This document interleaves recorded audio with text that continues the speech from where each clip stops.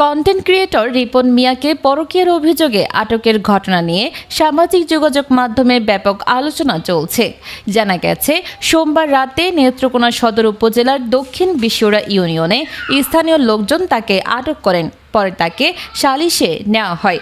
উপজেলার ৮ নং দক্ষিণ বিশিউরা ইউনিয়নের ৩ নং ওয়ার্ড বিএনপির অস্থায়ী কার্যালয়ে তাকে নিয়ে সালিশি বৈঠকের একটি ভিডিও সামাজিক যোগাযোগ মাধ্যমে ছড়িয়ে পড়েছে। সামাজিক যোগাযোগ মাধ্যমে আরও দাবি করা হচ্ছে, বিবাহিত রিপন মিয়ার বিরুদ্ধে পাশের গ্রামের এক তরুণীর সঙ্গে সম্পর্কের অভিযোগ ওঠে। এই ঘটনায় স্থানীয়ভাবে অনুষ্ঠিত সালিশে তাকে ৫ লাখ টাকা জরিমানা এবং গ্রাম ছাড়ার দাবি তোলে উপস্থিত লোকজন। তবে এসব দাবির বিষয়ে সংশ্লিষ্ট প্রশাসন বা আইন শৃঙ্খলা বাহিনীর পক্ষ থেকে এখন পর্যন্ত কোনো আনুষ্ঠানিক বক্তব্য পাওয়া যায়নি। অভিযোগগুলোর সত্যতা স্বাধীনভাবে যাচাই করা সম্ভব হয়নি।